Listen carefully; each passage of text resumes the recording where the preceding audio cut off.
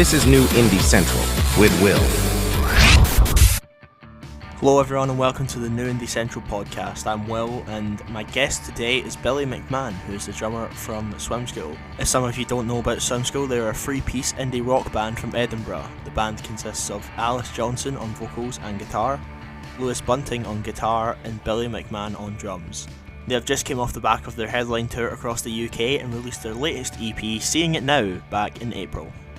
If you like today's episode, please give the podcast a follow if you haven't already, and follow the podcast on social media as well. Okay, so joining me on the podcast today, we've got Billy from Swim School. Hi, Billy. Hi, Will. How you doing, mate? You okay? I'm very good. Thanks for coming on. Much appreciated. How are you doing? Yeah, we're all good. We're just in a bit of a writing period at the moment. We've just come back from our headline tour that I know you were at. Yeah. Show. So we came back from that. Then we supported Royston Club around the UK, which was amazing. And then we're just about to go into festival season. So we've just been doing some songwriting and just getting ready for that. So festival season lasts between the end of June to September for us. So it's a busy period. So just trying to get as many songs done between now and then, really. And talking about festival season, so I know last year you opened up the main stage at TRNSMT. Yeah. What was that like? Because surely that must be like an insane experience. Yeah, I mean, that's a festival that we've went to so many times. We've had the privilege of playing so many times as well. I think the first time we played it was a river stage, which is a great stage. So we played that, I think, 2 times or 3 times. And we were planning on going to TRNSMT just as kind of like punters that year, because it was kind of like a gap in our festival circuit. And then we got a call up about a week before asking if we'd be open to the idea of playing the main stage, to which A, is a dream of ours, and B, is not something you say no to. So that was our first kind of like taste of playing a stage that size. It went really, really well. It's a bit overwhelming at first, like when you walk out and you see everyone, and we've seen so many bands like 1975 play that stage, Sam Fender, so you kind of feel a bit on edge when you do initially walk out, but the minute you start playing and a Scotland crowd's the best crowd in the world, you just feel at home, and yeah, it couldn't have gone any better. Yeah, and like you're talking about, obviously like supporting the Royston Club, and I know you supported the likes of Declan McKenna and Inhaler. What is it like supporting such bigger artists? Alice puts it perfectly. It's like an education every night. When you support a band like that, you get to see a big scale production. So you get to see how these bands tour, how they tour for a set, how they put on an amazing performance every single night. Because these acts play for about an hour and a half to 2 hours. And when you're a support band, you've got 30 minutes to try and impress the crowd. These are bands that we listen to as well. So we're big fans of Inhaler, Declan McKenna, Royston Club. So to watch that every single night side the stage, and you learn things, you pick up things as well. For example, Declan in the Edinburgh show in particular, he had this massive production. His lighting show was unbelievable. We went away from that show being like, right, we need to level up a bit. So yeah, you're just constantly learning, constantly making friends with these people. And the great thing about festival season coming up, like I mentioned, is a lot of these acts are doing festival season. So it's a great opportunity to catch up with them and hang out, you know? Yeah, and I know you're going to be supporting Paolo Nutini in a few weeks. How's that going to be? That is mental. We are very lucky to go out to Italy. I think it's in Pisa. We're playing a really cool festival out there called La Prima Estate. It runs over 2 weekends. And the night we're playing, it's us, Black Country New Road, Michael Kiwanuka, I think that's how you pronounce it. A really great act. And then Paolo Nutini's headlining it, which is amazing for us. We've been to see Paolo so many times. We actually went to the Connect site last year. I don't know if you remember, Will. They played with support from Inhaler. Yeah. And I remember when we stood, me, Alice and Lewis were like, would love the opportunity to play with Paolo. Obviously the Scottish connection, the fact that he's amazing, and what better way to support Paolo Nutini than in a hot Italy. And he is obviously Italian, so I think he's got a mad fan base over there, and it should just be really, really cool. The only annoying thing about that is the next day we have to fly back to the UK, and Fontaine's DC are playing the next night, and I wish that we could extend our stay to see that set, because their new stuff just sounds like unbelievable, you know. Yeah, I'm really excited for the new Fontaines album. I think it comes out in August, and it's just going to be amazing. Yeah, we listen to them all the time, and I think I've said to you in the past, Will, we listen to your show a lot in the van as well when we're traveling. Yeah. After we got into it, we're big fans of your show, and I think was Starburst your track of the week or one of your track of the weeks? Yeah. Yeah, Yeah. and I remember it came out, and we listened to it a lot, and yeah, that album's just going to be absolutely incredible. They're going to be really busy this summer as well, so. And I just love if they would come on the show. That'd be amazing. Oh, you never know. You never know. You Never can always know. just send a message, and you know we're big believers in manifestation, Will. So if you put it out there in the world and get a bit of hype behind you, you never know what can happen. Yeah. And talking about Inhaler, so you supported them at the Barrows last year, Yes. and I know like you have like sort of become friends, and like how cool is it being friends with Inhaler? Because they seem Yeah. like really great pals to be with. They'll have, I mean, it kind of we've been fans of their stuff from the very early days. They were kind of when we started the band in 2019, they were coming through the kind of like breaking through as such. So we've been kind of like keeping an eye on them as a band, and then they just went supersonic and went absolutely massive. And first album done amazing, but that was during kind of lockdown. So I think the boys themselves said they didn't really know what kind of audience they had. And then when the second album came out, we got the opportunity to support them around some European dates. I think it was last May. Mhm. And from the minute we met them, we just hit it off and just got on with them. There's always a saying that Scottish and Irish people just become best friends in any situation, and that's true. Like a couple of Guinnesses and you're best mates, but they're just the loveliest boys. They're so passionate about what they do. They really care about their fans. They care about the bands that they take on tour as well. So there's always an opportunity to hang out, and they have a kind of like, if you need anything, come to the dressing room. So we became really good friends with them in the European dates, and then we played TRNSMT last year, sorry, and they were playing the same day, and we got to hang out. And I think Alice and Bobby had a very intense ping pong competition backstage, which was fun to watch. As me, Eli, and Ryan and Lewis just kind of sat and chilled, and Josh as well. But then the Barrowland shows, which were in, I think it was November. Yeah. We know Nivella really well. She's a good friend of ours, and her band are great. And they were doing the tour, I think, the UK and European dates. And then we just said one day it would be amazing if we got the Barrowland shows. That'd be so cool. And like I said, manifestation works. And we got a call to go play with them, and it was just the best 2 days in Barrowlands. And like I said, really good friends with those boys, and they look after us. We try and show them a good time anytime they're in Scotland. And yeah, it's just nice to have that kind of friendship where it started off as fans of that band and you become pals with them, and it's really, really cool, you know. Mm-hmm. And I've got to ask, how is it playing the Barrows? Because obviously it's such an iconic Scottish venue, Yeah. and I feel like it would have been amazing for you guys. Yeah, it's just like you've hit the nail on the head, but it's the most iconic venue in Scotland, the UK, and probably even the world. Like any band of any size that you speak to, knows how important the Barrowlands is, especially on like a dark winter's night when it's all lit up outside. Mm-hmm. When we spoke to the Inhaler boys about the Barrowlands show, even they were just boasting about, saying they can't wait. It's just like, I've been to so many gigs there, and I still get the goosebumps when you turn up to the venue and you see it lit up. But to walk out on that stage, there's just no feeling like it. It's an old dance hall, and it just seems like it's just been made purposely for music. The sound is unbelievable. The dressing rooms are so cool. You can really feel it when you're walking from the dressing rooms to the stage, like how many important and cool bands have been in that kind of situation in that room. And it's just absolutely incredible. Yeah, and near the Barrows is St. Luke's, where you guys played your biggest headline show last month. Yeah. And how was the tour? I forgot to ask. Yeah, the tour was absolutely incredible. Obviously, we are very, very happy that the tour sold out UK-wide, which is incredible for us, you know. We've spent the last kind of 3 years touring and supporting a lot of different bands, so we didn't really know, A, what our fan base was like, or B, how many people would actually come and pay to see a Swim School headline show. So we're really honoured. The whole tour was just incredible, such a learning experience for us.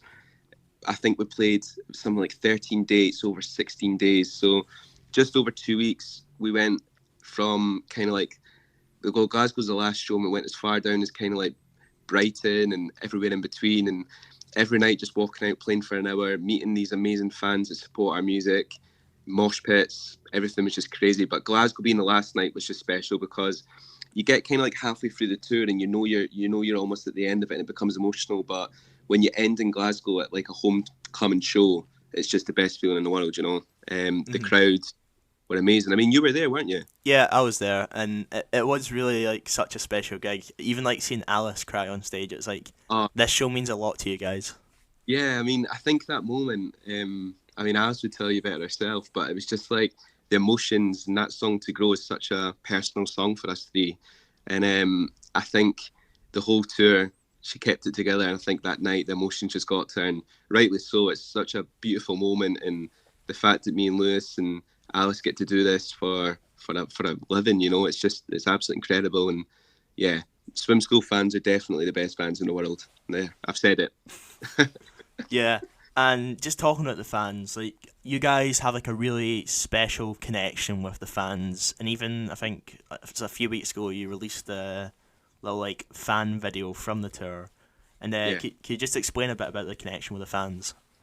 Yeah, I think the fans of Swim School, like you said, and I've said, they are the best in the world. They look out for each other. There's so many cool stories that we've heard over the tour where people would come with people they've met through our fan base. Like we have a really kind of like community-based thing on Discord, which is amazing and really well run.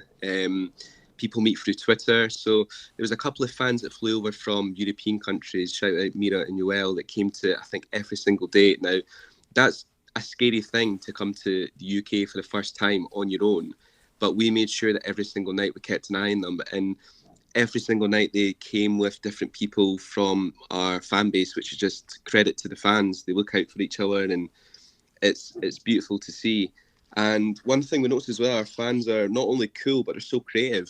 I don't know if you've seen on our Twitter, a fan called Kim made us this amazing crochet Swim School. It's like a blanket scarf thing. It's absolutely huge, but we hang that up in the studio room that we're in, and they gift us so many amazing things. And I don't know, they just, obviously it's one thing for fans queuing, it's amazing, but when you actually genuinely have a conversation with our fans and understand what our music means to them, and I mean, we write with a kind of like story behind it, but we're always we don't give away too much what the songs are about, because we want to resonate with everyone in a different way. But to stand each night and have these conversations at the merch desk and understand what our music means to our fans, it is the reason why we started the band, you know. It's such a special thing. Mm-hmm. And just talking about the fans, so I'm in this Snapchat group chat called Justice for Hibs. I don't really get the name, but okay. Cool. And we've got some questions for you from the fans. Oh, mate. Yeah, cool. Okay, so I've got two from Robbie. Right. The first one is, what hair products do you use, and why do you always look so sexy? So this is me personally. Yeah. What hair products? Right, okay. So shout out to a good friend of mine, Jason Hall. I know if it's Robbie that I think it is, he should know who Jason Hall is. He cuts my hair, and I use, you know what, the secret to my hair is I wash it every single day, and I know that's like, it suggests you don't do that, but I've done it since born. I wash my hair every day, and then I just kind of like put wax in it and just shake it about and leave it. So there's no formula to it. I just kind of has its own life of its own. Whereas Alice and Lewis are proper into their hair care products. We went to I think it was like Lush in Brighton, and they got all this cool like hair products, conditioner, that sort of thing. So yeah, next time I've got Lewis and Alice together, I'll get them to answer it, because they'll have a more interesting answer than me. All right, okay. And why don't they? I don't know. You need to ask my mum. She gave birth to me. There you go. All right, okay. And another question for you. This one's a bit serious now. Okay. How did Swim overcome the financial aspect of recording and making music? Oh, that's a great question. I mean, the answer is there's always going to be obstacles and hurdles when you're in a band, especially when you're starting out. Now, it's so expensive these days to be in a band, because you have to, like the question asked, you have to record music, you have to put music out. Alongside being in a band, you've got to earn a living of some kind. and there's so much pressure nowadays to create content. And I mean, well, you're a content creator, so you'll get it. It's not necessarily the cost, it's the time that you have to put into it as well. To make content that's authentic and real to you, but also content that's going to build an audience and catch someone's attention. So I think if you're a new band starting out, which I presume the person asking this question is, take your time. There's no pressure, especially if you've not put any music out.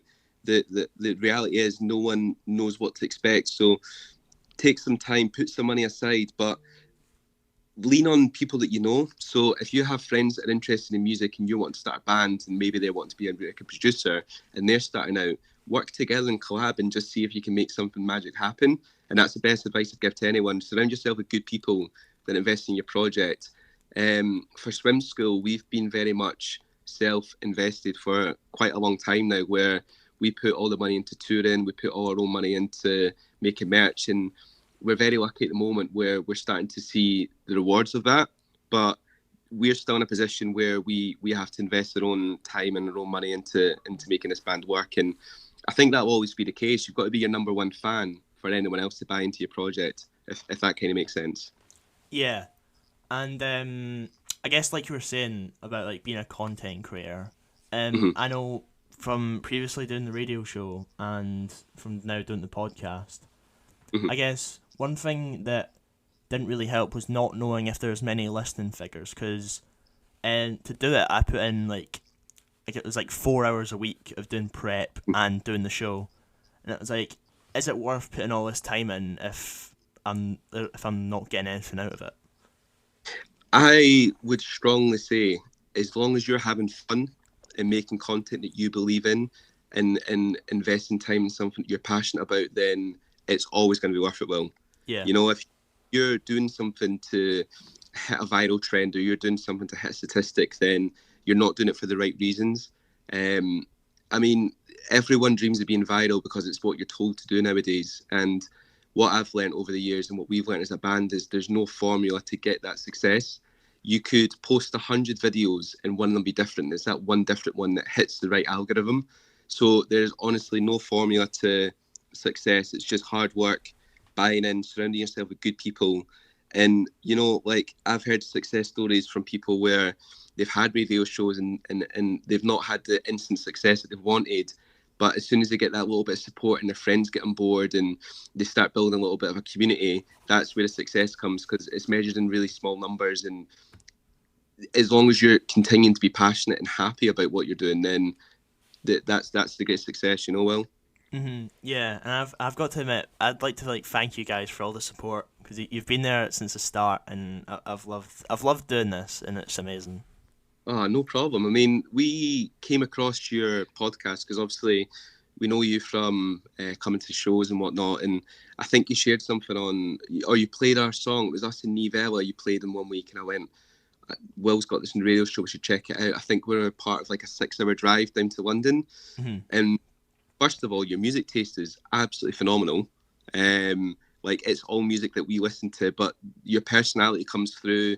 Your pure passion and love for music and talking about the bands that you play is just second to none. So you've definitely got a talent, Will. And like I said before in the last question, if you just keep going with it and keep pushing it, we're always going to listen, and hopefully more people get on board and you get the success that you want, you know? Yeah. So like you were saying earlier about like writing songs, you recently released the Seeing It Now EP, and Yes. Could you explain how some of the songs came about? Yeah, so that EP, Seeing It Now, was recorded and kind of written in our studio space in Edinburgh. The whole kind of concept behind that was we knew we wanted it to be classed as almost like an EP mixtape. And the reason we wanted it to be classed as that is because we wanted a little bit of everything. The EP before that, Duality, was very much like a body of work where it all kind of followed the same kind of theme, mostly about like experiences with misogyny and heartbreak and whatnot.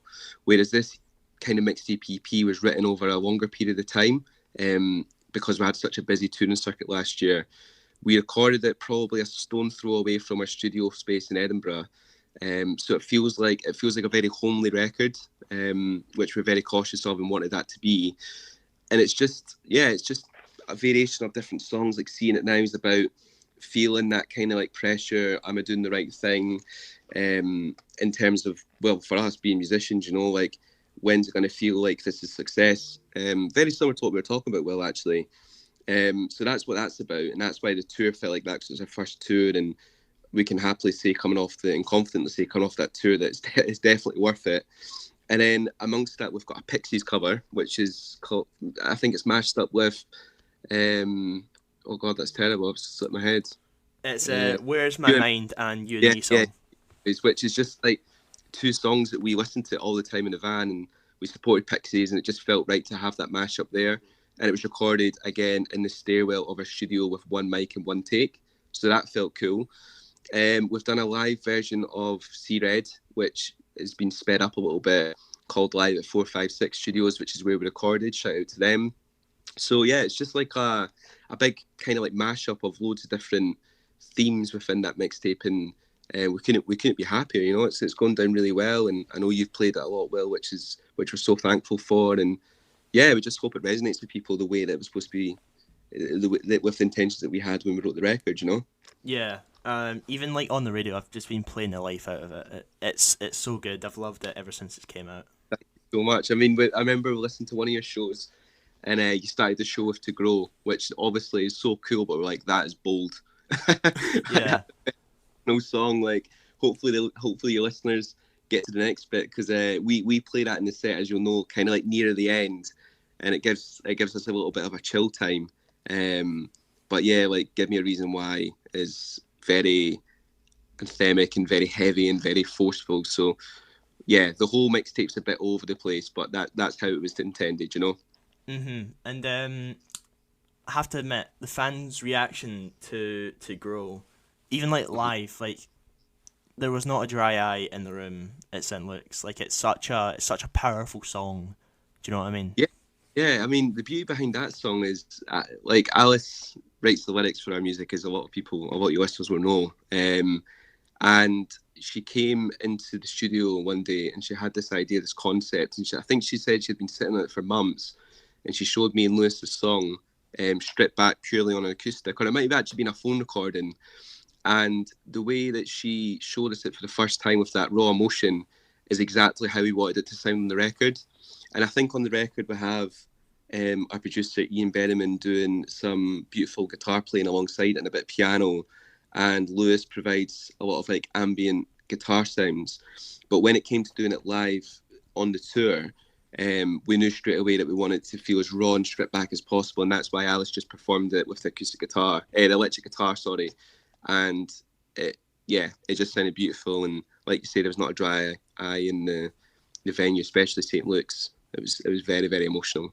And one question I've got about the new record. So, you guys previously had a bass player, and I guess this is like the first record since he left. So, like, do you guys have any like challenges like recording without a bass player, and who sort of took on that role?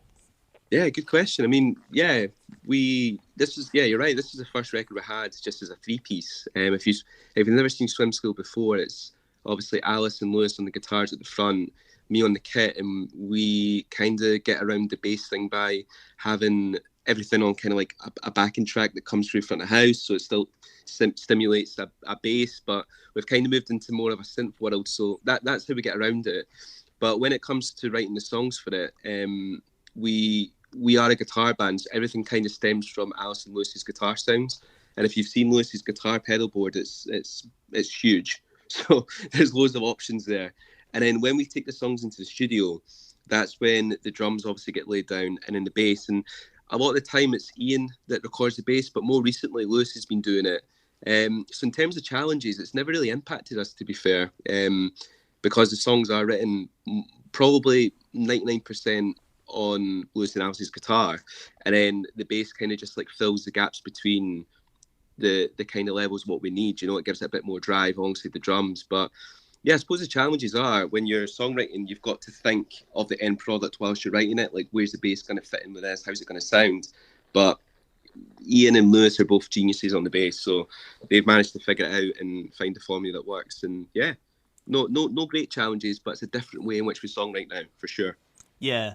I have to admit, like, I think it's different to what you'd normally see. Like, I know some people like complain like, oh, there's not a bass player, but like, I guess it's like cool like seeing you like click start on the backing track, and like, do you know what I mean? It's just different from like a normal gig experience. Yeah, for sure. I mean, there's loads of bands that do things differently, and I think when you do something differently, it draws attention. We always say that we're a guitar band, and as long as there's guitars on stage, then we're staying true to what we are. But it's just a different way of doing it. When we went down to a three-piece, we had a show so soon after at King Tut's, and we said, right, we want to make a statement. We're going to do this as a three. And it's just snowballed and rolled from there. And we tried different setups where I had the drums in the middle and Alison Lewis on our side of the drums, and we tried it this way. But everything's controlled from me on the drums in terms of the bass and the tracks and stuff. But any kind of guitar sounds you hear, and the more stubborn guitar playing where Lewis is a bit heavier, that's all authentic and all real.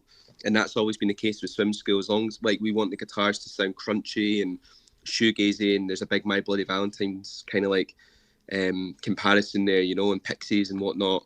So yeah, I mean, if you come to a Swim School show, you'll see me 99% of the time with my head down, keeping an eye on things, but it's just fun and just loud, you know. As long as you're loud and you're having fun, that's the main thing.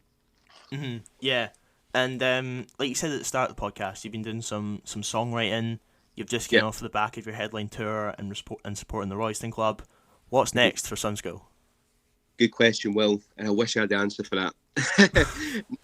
I mean, the general answer is straight into festival season, which is going to take us up to September, I think I mentioned. And it's like, we're very lucky this year. We're playing a lot of European shows, a few UK ones. I think we're doing Isle of Wight, and we announced Reading and Leeds, which is massive for us. That's especially that stage. We're doing the BBC Radio 1 stage, so it's a big tent. And we've so many bands over the years on YouTube play that stage. And that slot in particular is so iconic for bands. So to have the pleasure of doing that is unbelievable, and we're so thankful. And then I think after that, there'll be some new music, if not before then, straight after. And we love touring the UK so much, so we definitely want to get another tour in before the end of the year, fingers crossed. And yeah, just as long as we're making music and there's still demand there, we're gonna play as many shows as we can. I know people take hiatuses and breaks, but we can't last a week without doing something music-wise. So I reckon there'll be a lot more shows between now and the end of the year, and hopefully a lot more up in Scotland. So all your lovely listeners can come along. Yeah, and just like you mentioned, Reading and Leeds, that is such like a huge festival, and to be playing the Radio 1 stage is going to be mental. Yeah, it's crazy, isn't it? I mean, we've like I said, we've watched.